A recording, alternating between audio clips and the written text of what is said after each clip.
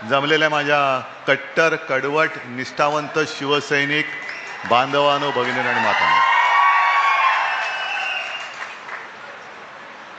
मी आज सकाळपासून शिवसैनिकांना भेटतोय, कारण अनेक जणांना असं वाटतंय, तुम्ही खाली बसा ना, कॅमेरा ऑन ठेवा आणि तुम्ही खाली बसा.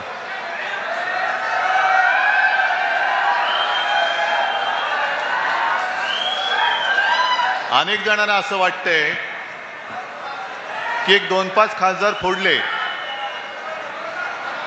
25-30 खासदार आमदार फोडले म्हणजे शिवसेना संपली. त्यांना मुळामध्ये कळलेलंच नाही की शिवसेना म्हणजे कट्टर कडवट शिवसैनिक, निवडून आलेले लोकप्रतिनिधी हा वेगळा भाग आहे. म्हणजे आम्ही ज्यांना निवडून दिलं, या लोकांनी त्यांना मोठं केलं, असे अनेक लोक ज्यांना या शिवसैनिकांनी मोठं केलं ते गेले, पण तरी शिवसेना काही संपत नाहीये आणि कोणी संपूच शकत नाहीये. नाहीतर तुम्हीच बघा, या हिंगोली मतदारसंघात लागोपाठ 2दा गद्दारी झाली. आधीचाही खासदार गेला, तो तर आता तोंडच दाखवू शकत नाही, चोरवाटेने आतमध्ये घ्यावं लागलं त्याला. कारण निवडणूक लढण्यासाठी लोकांसमोर जाणार कसं? कारण तोंडाला हळद नाही तर काळं लागलेलं आहे. तोंडाला काळी फासलेली माणसं लोकांसमोर जाऊ शकत नाहीत. म्हणून हिंगोलीमधला खासदार तो पडून गेला, तो पडला. यवतमाळ वाशिममधनं आधीच्या होत्या त्या गेल्या, त्या तर उभं राहण्याचं धाडसच केलं नाही त्यांनी. ज्यांनी विशेषतः परभणी आणि हिंगोली, इतिहासच असा आहे की पहिल्यापासून कोणी कुठला इकडचा तिकडे गेला तरी इथला मतदार आणि शिवसैनिक हा कायम शिवसेनेसोबत राहिलेला आहे. गद्दारांसोबत. आणि जी मिंदे सेना आहे, नमक हराम हा शब्द मी वापरतोय, कारण ज्यांनी त्यांच्यावरती उपकार केले ते तुम्ही सगळेजण, त्या उपकारांची जाणीव न ठेवता त्यांच्याशी दगाबाजी करणारे मेंढ्या सकट सगळे नमक हरामखोर आहेत. काय बाकी ठेवलं होतं? म्हणजे यांना आता संजय तुम्ही म्हणताय, पण कदाचित त्यांच्याकडे जास्त माहिती असेल, कारण 4 वर्षापूर्वी रेट आमदाराचा 50 खोके होता. यांचा किती असेल आता माहित नाही मला. म्हणजे स्वतः खोक्यासाठी खोक्यात गेलेले आहेत, त्यांनी आपल्याला धोका दिलेला आहे. तरी अनेक जण मला तेव्हा सांगत होते की उद्धवजी यायला देऊ नका, फुटलेला या फुटणार. म्हटलं नाही रे, असं कसं? आपला आमदार होता, कट्टर राहिलेला आहे, एवढी फाटाफूट झाली तरी सोबत आहे, नाही फुटायचा. तर नाही बघा साहेब, तुम्ही लिहून ठेवा, हाच फुटणार. आणि आता नुसता फुटलाच नाही तर माझ्या कानावर आलं की यांनी गद्दारांचं नेतृत्व केलं. असा हा गद्दारांचा गद्दार. बरं, विश्वास ठेवायचा नाही कसा? मी यवतमाळ वाशिममध्ये गेलो होतो, तिथल्या खासदारांनी काय सांगितलं होतं? जेव्हा मी 1-2 आठवड्यापूर्वी खासदारांची बैठक बोलवली होती घरी, तेव्हा 3 खासदार होते लोकसभेचे, आपले अनिल देसाई, अरविंद सावंत आणि आपले संजय राऊत. बाकीचे सगळे ऑनलाईन हल्ली ती एक सोय झालेली आहे, व्हिडिओ कॉन्फरन्स. त्याच्यामध्ये यवतमाळचे खासदार होते, त्यांनी मला आदल्या दिवशी फोन केला. मला म्हणाले, उद्धवजी काय करू? म्हटलं काय करायचं, यायचंय ना? नाही म्हणे, माझ्या मुलीला बघायला पाहुणे येणार आहेत, सोयरीक जुळवायचे. मग काय करू? आता असं कारण सांगलं, तुम्ही काय सांगाल? या म्हणून सांगाल? नाही, सोयरीक सोडून द्या, या. आता मला काय माहित, मुलीच्या ऐवजी ह्यांची सोयरीक जुळवत होते. ह्यांचा भाव ठरत होता किती खोके. आणि काय म्हणत होते, आम्ही सगळे साहेब तुमच्या सोबत आहोत. इथला तर एवढा हरामखोर, पोराला तिकीट घेतलं आणि मला सांगितलं, साहेब याला अपक्ष उभा करतो. म्हटलं अपक्ष, मग महाविकास आघाडी कशी मतं देणार? नाही साहेब, आपलाच पोरगा आहे ना, कुठे जाणार? चला, ठेवला विश्वास. बरं, एवढं करून थांबला नाही. उद्या मतदान आहे, आदल्या दिवशी नालायक फोन करून मला सांगतो की उद्धवजी जरा या 1-2 तुम्ही फोन केलं तर आपल्याला मतं मिळतील. म्हटलं बरं ते पण केलं. आणि मग ज्योतिबाला विचारतोय, आपल्या इथल्या जिल्हा प्रमुखाला विचारतोय, तर साहेब कालपासून हा गायबच आहे. मग एवढा किती नालायक, किती खोटारडा, की विश्वास म्हणजे कोणाचा अविश्वास कोणाला वाटू नये म्हणून स्वतःच फोन करून सांगायचं की साहेब मी आता इकडे आहे, मी इकडे चाललोय, पण जरा बघा ना उद्याचं यांना मतदान मिळालं तर.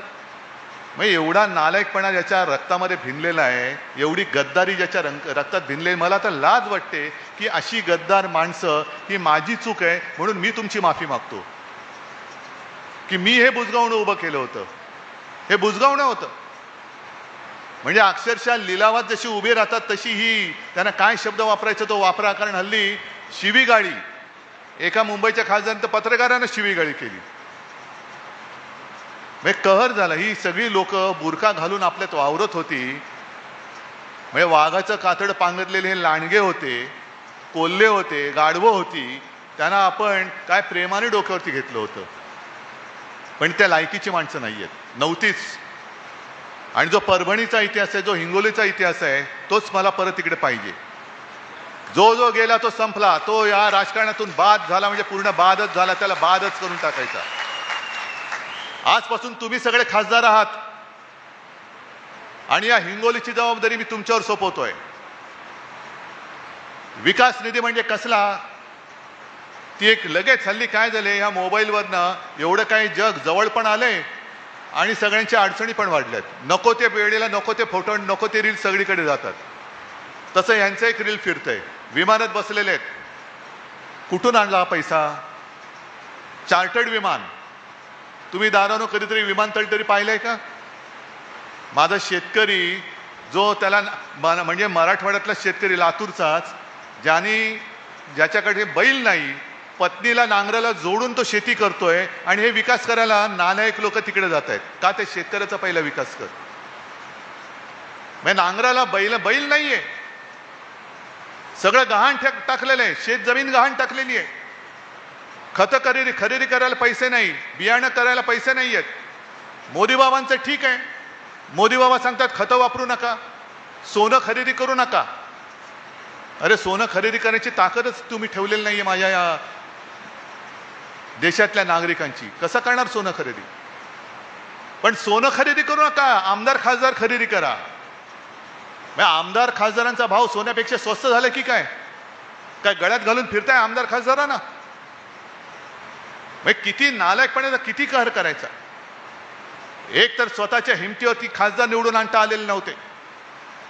हे म्हणे आता बोंबलत फिरतायत, उद्धव ठाकरे फिरत नाही. मी आलो नव्हतो तुमच्या गावात, तिकडे जिथून जिथून लोक आलेत, तुमच्या प्रत्येकाच्या विधानसभा मतदारसंघात मी आलो होतो की नव्हतो?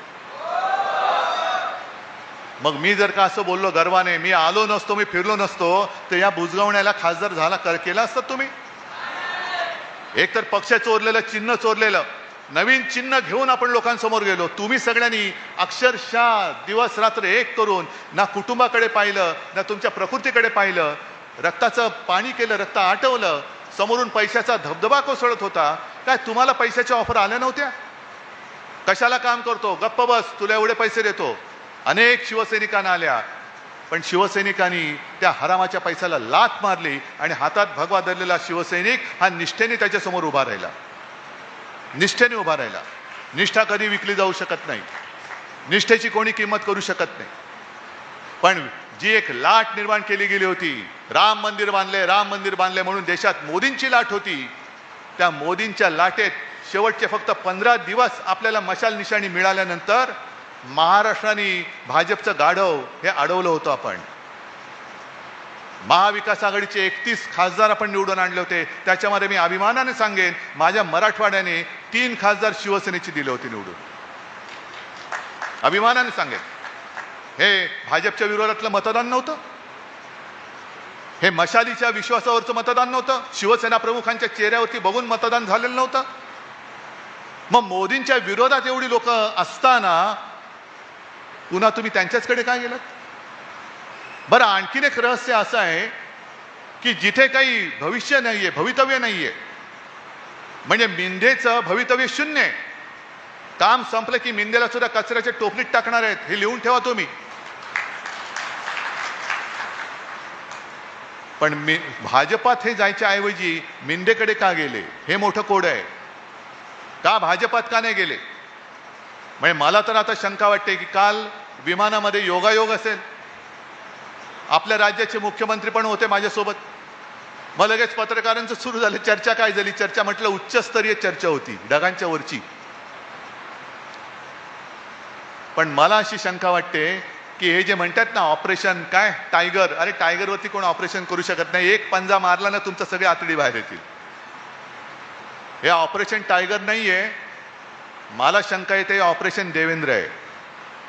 कारण आज ना उद्या, कारण देवेंद्र, त्यांना असं वाटतंय की देवेंद्र फडणवीस कदाचित उद्या पंतप्रधान पदाच्या शर्यतीत उतरतील, म्हणून आत्ताच त्यांचे पंख काप. महाराष्ट्रातून एकही माणूस दिल्लीपर्यंत पोहोचता कामा नये म्हणून त्याला तिथल्या तिथे गुंतवून ठेव, म्हणून शिवसेनेचे खासदार फोडून अमित शहानी त्यांना या मिंद्याकडे पाठवल्यात. हा माझा स्पष्ट आरोप नाही, तर माझा समज आहे. असू शकतो की नसतो. नाहीतर काय होतं, आता निवडणूक थोडीच आहे, निवडणूक नाहीये. मग कशासाठी तुम्ही माझे खासदार फोडले? बरं फोडले ते फोडले, तुम्ही स्वतःकडे न घेता तुम्हाला जो पाठिंबा देऊ शकतो, तुमचा जो कोणी एक लाचार इकडे तुम्ही ठेवलेला आहे, बटीक गुलाम, त्याच्याकडे सरकवलेले आहेत. म्हणजे उद्या जर का वेळ आली की तुम्ही पंतप्रधान पदी कोणाला मत द्याल, तर हे सगळे गुलाम हे अमित शहाना मतदान करतील. ही पुढची व्यवस्था आहे, म्हणून शिवसेना फोडताय. बरं विकासाचं बोलाल तर हे स्वतः चार्टर्ड फ्लाईटने फिरतात, हा वेगळाच. क्षणभर धरून चला, विकासासाठी गेलेत. मराठवाड्यातल्या आणि विदर्भातल्या आणि महाराष्ट्रातल्या शेतकऱ्यांच्या आत्महत्या थांबतील काय? विकासासाठी गेल्यानंतर माझ्या शेतकऱ्यांची पूर्ण कर्जमुक्ती होईल काय? माझ्या शेतकऱ्याचा पीक विमा हा मिळेल काय? आणि त्यावेळेला समोर उभं राहून मोदींना तोंडावर प्रश्न हे विचारू शकतील काय? जी धमाक, जी हिम्मत शिवसेनेमध्ये असताना होती, ती गुलाम सेनेत गेल्यानंतर हे सगळे बाडगे करू शकतील काय? आणि याचं उत्तर स्पष्ट आहे. शिवसेनेचं अस्तित्व हे आमदार खासदारांवरती नाहीये. शिवसेनेचं अस्तित्व हे जनतेवरती आणि शिवसैनिकांवरती अवलंबून आहे. आता सुद्धा माझ्याकडे, मी सरकारमध्ये नाहीये, तरी पण एक शिष्टमंडळ भेटलं आणि एक आता यांनी समोरून एक निवेदन दिलं, शक्तीपीठ महामार्ग रद्द करा. कोण आहे मी? काय करू शकतो? माझे तर खासदार पण फोडलेत. इथला जो खासदार होता त्याला विचारा, नालायका तू कधीतरी आमच्या बाजूनी कधी बोललास तिकडे? आता बोलू शकतोस? जाऊ शकतोस तिकडे की नाही? या शक्तीपीठ महामार्गामध्ये माझ्या शेतकऱ्यांचं संपूर्ण रांगोळी होते, कुटुंबाच्या कुटुंब उद्ध्वस्त होत आहेत, त्यासाठी सुद्धा लोकांच्या आत्महत्या झालेल्या आहेत. हा शक्तीपीठ महामार्ग होऊ देऊ नका हे सांगण्याचं धैर्य हे विकासवाले करू शकतील काय? मग जबाबदारी आपलीच येणार आहे. कारण विकास त्यांचा होणार, खोके त्यांना मिळालेत. रस्त्यावरती कोण? तुम्ही आणि आम्ही. जसं मी तुमची माफी मागायला आलो तसंच तुम्हाला मी विश्वास द्यायला आलेलो आहे. खासदार फुटला फुटू द्या, पुन्हा आपण नवीन खासदार आणू, आपल्या हक्काचा आणू, नव्याने आमदार आणू. पण तुमच्या न्याय हक्काचे आणि जीवन मरणाचे जे प्रश्न आहेत ते सोडवण्यासाठी हा उद्धव ठाकरे, उद्धव बाळासाहेब ठाकरे तुमच्या खांद्याला खांदा लावून, आमदार खासदार कोणी सोबत नसला तरी मी तुमच्या सोबत उभा राहिल्याशिवाय राहणार नाही. कारण माझी बांधिलकी ही सत्तेशी नाहीये, माझी बांधिलकी त्या फुटीरांशी नाहीये, माझी बांधिलकी तुमच्याशी आहे. तुमच्यामुळे हे आमदार खासदार दिल्ली आणि विधिमंडळ बघू शकतात, नाहीतर किंमत त्यांची काय होती. पण हा एक नवीन धंदा झालेला आहे. एक तर काय करतात हल्ली, समोरून कोण उभा राहिला महायुतीचा की त्याच्या विरुद्ध उभं राहायचं. साहेब 100% येतो आणि मग साठवलोटा असं करायचं की बरोबर शेवटच्या दिवशी अर्ज मागे घेऊन पसारवायचं. पैसे घेतात आणि पसारवतात, म्हणजे बिनविरोध निवडणूक होते. आणि दुसरं हे असं, जर यांना आपण उमेदवारी दिली नसती, आपण यांना खासदार केलं नसतं, तर काय यांचं कुत्र तरी यांच्या दारात विचारायला आलं असतं, तंगडवर करायला आलं असतं यांच्या घरी. पण निवडून यायचं, शिवसेनेशी आम्ही प्रतारणा करणार नाही. म्हणजे त्या तिथल्या यवतमाळच्या गद्दारीने तर मला तो एक व्हिडिओ पाठवला कोणीतरी. 82 वर्षाच्या आईनी त्यावेळेला त्याने सांगितलं होतं की तू ठाकरेंकडे जा, त्यांच्यासोबत राहा. मग आता काय आईला वाटत असेल? तसंच ह्या इथल्या गद्दारांनी सुद्धा जो विश्वासघात आपल्याशी केलेला आहे, विश्वासघात केला तो केला, पण परत पोराला पुढे सरकवत होते. म्हणजे हे विशेष. आम्ही केली तर घराणेशाही. उद्धव ठाकरे मुख्यमंत्री झाले, आदित्य ठाकरे मंत्री झाले, बघा घराणेशाही. अरे पण तू लेका, तू खासदार, तुझं कार्ट आमदार करायचंय, इकडे हा उपमुख्यमंत्री बसलाय, त्याचं कार्ट तिकडे दिल्लीमध्ये मंत्रिपदासाठी सगळी फोडाफोडी करते. ही घराणेशाही नाहीये. आम्ही करू ती घराणेशाही आणि तुमचं काय? बेईमानी रक्ताची औलाद ही त्यांची पोरं बाळ जर का सगळं भोगत असतील तर ती घराणेशाही होत नाही.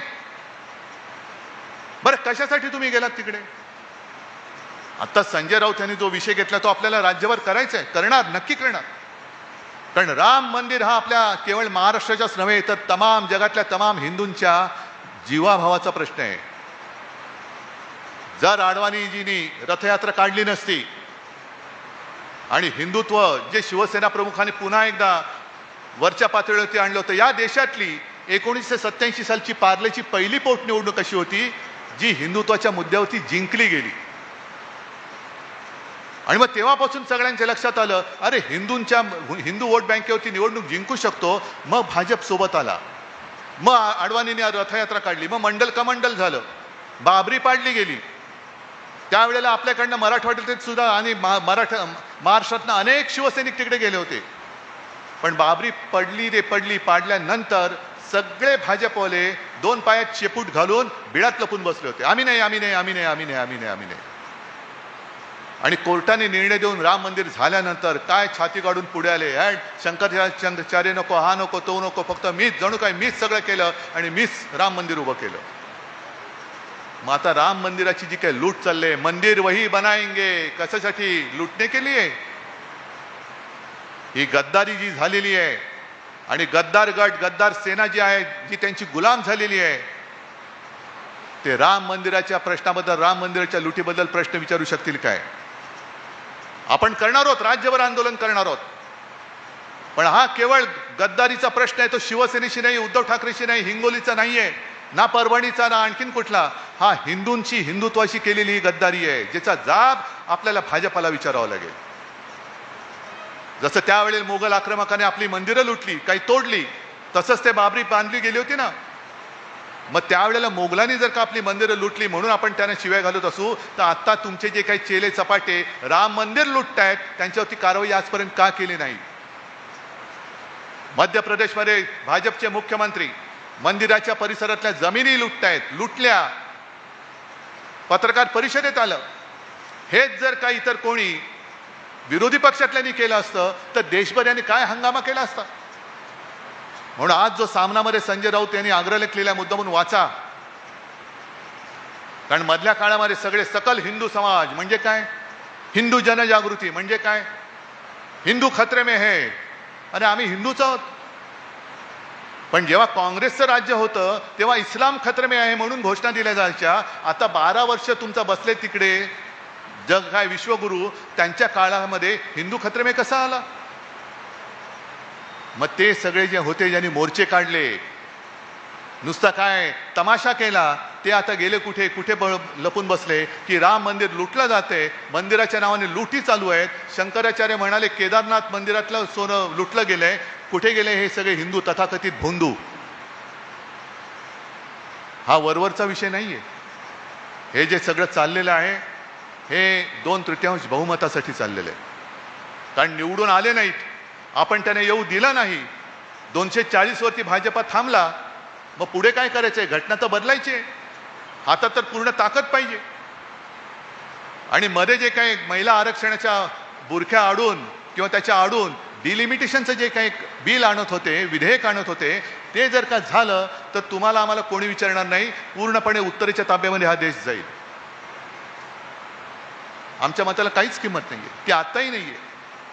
कारण उघड सगळीकडनं अत्याचार चालू आहेत, लोकशाहीचा दिवसाढवळ्यात खून पडतोय की काय असं चित्र निर्माण झालंय. तरी कोणाला काही त्याची पडलेली नाही. पण आम्हाला आमदार खासदार पाहिजेत.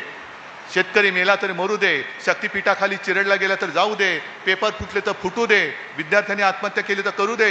आजच ठाण्यामध्ये एक पेपर फुटलाय TETचा, कोणालाच काही पडलेलं नाहीये.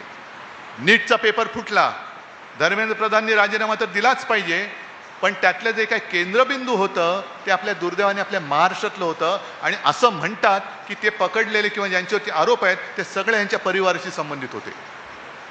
मग या पापाबद्दल कोणालाच काही वाटत नाहीये? किंवा तुम्हाला त्याच्याकडे लक्ष जाऊ नये म्हणून हे फोडाफोडी चाललंय, असा माझा स्पष्ट आरोप आहे. का मला परत शिवसेनेचा खासदार पाहिजे? का मला परत शिवसेनेचा आमदार पाहिजे? होय, मला शिवसेनेची सत्ता पाहिजे, कारण ज्यांचा विश्वास माझ्या शिवसेनेवर आहे त्यांना न्याय देण्यासाठी, म्हणून मला परत सत्ता पाहिजे. त्यावेळेला मला मुख्यमंत्री व्हावं लागलं. मी काही ठरवून मुख्यमंत्री झालो नव्हतो. जर भाजपाने दिलेलं वचन पाळलं असतं तर मी मुख्यमंत्री झालोच नसतो. दुसरा कोणतरी शिवसैनिकच मी करणार होतो. पण जी काही मला संधी मिळाली त्यावेळेला मात्र जेवढं काही करता येणं शक्य होतं तेवढं मी प्रामाणिकपणे करण्याचा प्रयत्न केला. कोणी माझ्याकडे कर्जमुक्ती मागितली नव्हती, तरी सुद्धा माझं कर्तव्य म्हणून माझ्या नागपूरच्या पहिल्या अधिवेशनात कर्जमुक्ती मी जाहीर केली आणि ती मी करून दाखवली.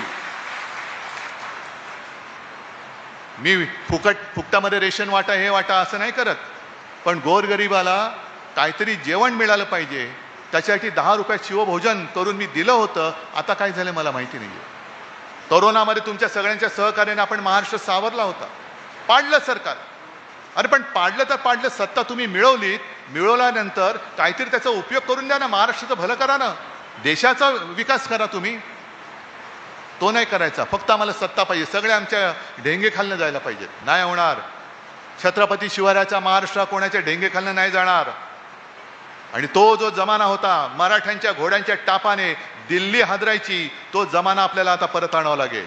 कोणाची टाप होता कामा नये, महाराष्ट्राकडे वाकड्या नजरेने पाहायची.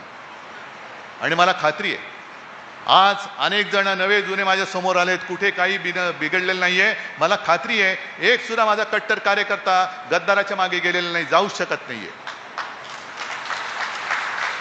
इकडे खुद्द हातगावचे कार्यकर्ते बसलेत. पण मी तमाम हिंगोलीकरांना एक आवाहन करतोय. आवाहन म्हणजे विनंती. जे कोणी या नालायकामुळे नाराज होऊन घरी बसले असतील, जे कोणी या नालायकामुळे नाराज होऊन दुसरीकडे गेले असतील, या परत या सगळ्यांनी परत या.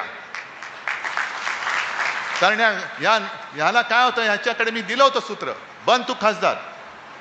मग अडचण त्याला होऊ नये म्हणून मग ते साहेब हा नको, साहेब तो नको, मग हातगावमध्ये हा नको, झालं. मग एक तर वाटोळं करायचं तेवढं करून ठेवण्याचा प्रयत्न केलाच आणि स्वतःही गेला. तर जे जे कोणी त्याच्यावरती नाराज होऊन गेले असतील, या बाबांनो शिवसेना आपली आहे. आज मी सगळ्यांना साथ घालतोय. या गद्दारांमुळे जे जे कोणी गेले होते त्या सगळ्यांनी परत यावं. या सूत्राने या गद्दाराला गाडा परत. आणि तुम्ही सगळे समर्थ आहात. तुम्हाला सगळ्यांना निष्ठेचं पाणी गद्दारांना कसं पाजायचं हे पक्क कळलेलं आहे. अनेक जण आले आणि अनेक जण गेले, पण हिंगोलीवरचा भगवा तुम्ही कधी उतरू दिला नाही. म्हणून मी तुम्हाला खरंच साष्टांग दंडवत घालतोय. आणि निष्ठा हा जो तुमचा जोश आहे, हा उत्साह आहे, खरं म्हटलं तर दुसरा कोणताही पक्ष असता तर खासदार फुटल्यानंतर घराच्या बाहेरच नसता पडला. पण मी जास्त नाही, मी त्यातला नाहीये. मी त्यातला नाहीये आणि तुम्ही पण त्यातले नाही आहात. म्हणजे अनेकांनी आजचा कार्यक्रम बघून तोंडात बोटं घातली असतील, किती बोटं त्यांची जात असतील तेवढी सगळी घातली असतील की हे शिवसेना आहे तरी काय, कितीदा फोडायची, फुटून सुद्धा संपत नाहीये. पण शिवसेना अशी संपणारी नाही. जो फोडायचा प्रयत्न करेल त्याला फोडून संपवल्याशिवाय शिवसेना पुढे जाणार नाही. आणि ती शिवसेना पुढे नेण्याची जबाबदारी मी तुमच्यावर सोपवतो आणि आपली रजा घेतो. जय हिंद, जय महाराष्ट्र.